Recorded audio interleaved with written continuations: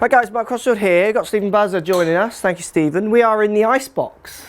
It's the ice box. It is so cold. Wonder why we're doing this. It's so cold here in the UK at the moment. So look, we're trying Ping G30 regular against Nike or the Nike Vapor Flex. Yes. The one Tiger had a hand in building. Tiger has used that one for 2 days. Yeah.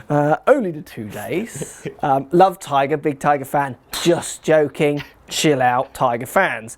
Vapor Flex, Ping G30. I bought the Strongman in because I've not been getting the numbers out of the Flex that I wanted. So I bought someone in with a different swing profile, speed profile, those kind of things.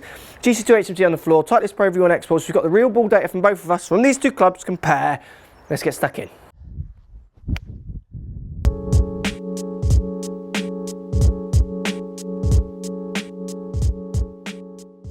Right, so I'm going to start with the G30, Steve. We obviously get turbulators on top.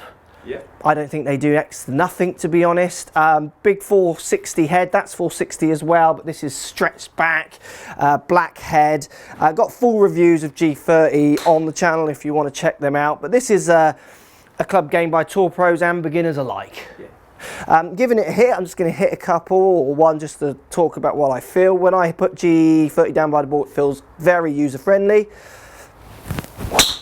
And it makes a crack off the face. It makes a big sound, doesn't it? Yeah, there's a massive difference in sounds between these two. I mean, if I compare that to the Flex, it looks smaller, even though it's the same CC. It's got a little Nike swoosh, which looks nice. It's got more variation on the neck. The Ping is much more fine-tuning. Ping aren't fans, are they, of putting too much on there? They always tell me in their presentations, the more you put nuts and bolts and screws in there, the harder it is to position the weight, because it's compromising. There's compromises, they're going to weigh bits. These channels, it's all adding weight in places they might not want it to go, is what they will say. And that neck is very small compared to the chunkier neck on the Nike. Again, what difference that would make in a real game environment, I think would be tiny. It would be much more that kind of robot testing where they're trying to get the max out of it. So this is much smaller looking down by the ball. And like you say, feel, so sound into feel, it's a very different sound. It feels truer, more classic. That feels pingy, loud, bang. This is kind of like a nice little clonk. I like both. Ping for you, Steve, you hit a couple? Or one, and then have a go with the old flexi. Which one do you, I mean, you're quite excited by flexi, aren't you? Because that one looks like, I think it was the Ignite, so we're going back a few years now. It's like a real classic look. So you are being seduced by the Vapor Flex? I am. I believe this is a proper colour. Shall I just hit this? What colour is that? Volt, I believe. Ah, he said it right! Lime green, go on then. Ping's loud, isn't it? Yeah, this one's very loud, and a powerful loud if you like. Yeah. If you like that, well, that's its whole brief sort of nature, but yeah, I like the smaller profile in this one.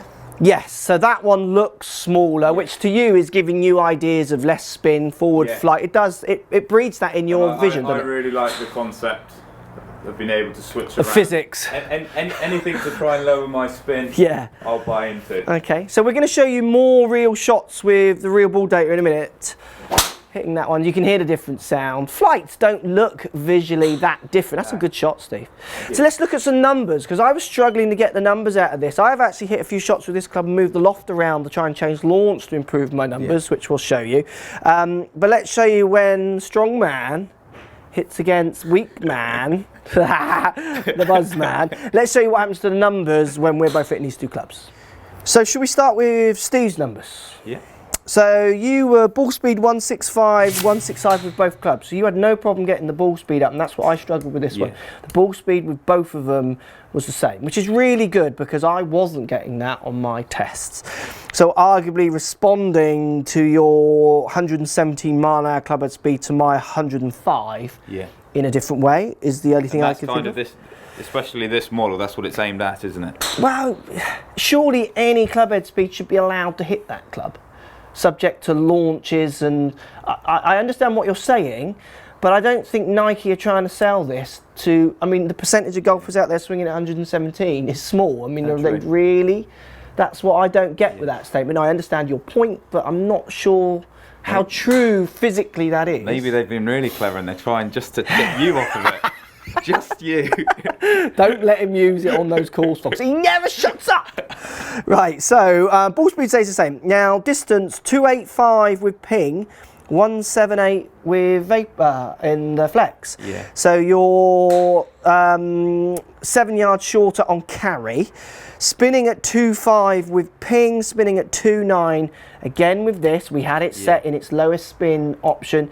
You lost your distance, not through ball speed like I did, but maybe a little bit of performance on strike. Yeah. There are variations in the way you hit the two clubs. I would argue the ping, you are collectively closer to the middle. Yeah, I would say that difference in distance is Mr. here, not the club. Yeah, I mean, so I have hit one not great. So yeah. Well, you actually hit your. You say that you hit your worst shot with the ping. Oh, did I know? Strike-wise, look how low it got. You got nothing like that with the Nike, and you got the shortest shot with the Nike. I personally think with the flex, I think the drop-off on mishits on that, so drop-off of ball speed, MOI, G30, high MOI more than anything else. This one I would argue maybe lower. Not that we're still trying to understand MOI a bit more, but on ball speed drop-offs, I think you get punished more with this, and you can see that in those tests. Interesting. If you look at my numbers with the two, I'm getting similar issues until. So Nike, 147 ball speed, 151 with the ping. So I've got my ball speed higher with the ping. Yeah. 258 carry, maxing out at 260 tops with the ping. 251 with the Nike flex. So I'm again getting more distance, more ball speed out of the ping. But look at the launches. I'm launching the ping higher, and a few people commented about this on the first video I did. And I did actually try with the more loft, but I didn't go as high as I went with this test there. I went up to 11.5, I think, on this one. And I got my ball speed up to 150, and I got my carry up to 259. So I actually got the flex performing almost the same spin, exactly the same distance bar 1 yard, and launching the same. So I got this one performing as good as the G30 when I really manipulated that loft up. It's a good example of not only you need to be custom fit, but absolutely more importantly, all of these different clubs have different sort of recipes to make them work. Yeah, absolutely. Just trying 295s. I said this in video. I'll have a 9.5 in that one, John, and you got the same in the ping. That's not always going to be the answer. So getting on your launch monitors and checking that.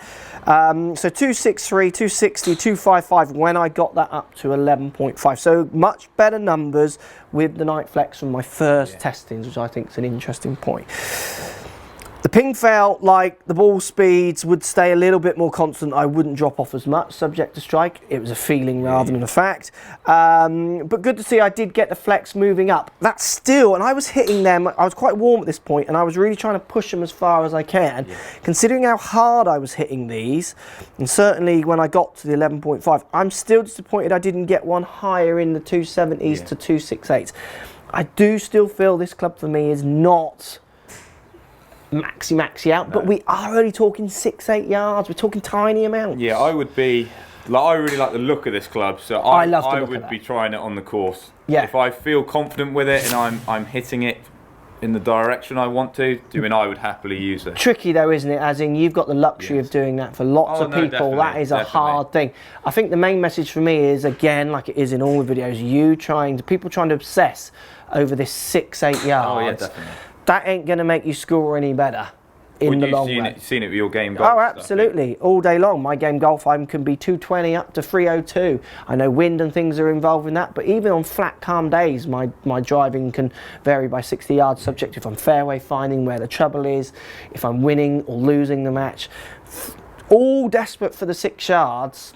I still don't get that. I still don't get it. Thank you, Stephen. Thank you. Interesting one, that one. The vapor is coming back at you. Ball speed's up a little bit more. Good stuff. I'm glad to see, because I love Nike and I love their equipment. I don't want it to be performing less for me.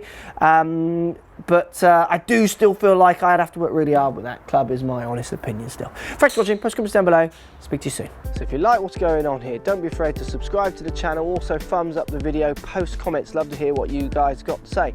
Let's keep it social. The more we talk, the more we share, the easier this game will get for everybody. So if you want to find me on Facebook here, you can find me on Facebook. If you want to tweet me, find me on Twitter here as well. Just follow the links, all in the description. Come and join the show, get active, get involved, get playing some better golf. Thanks for watching.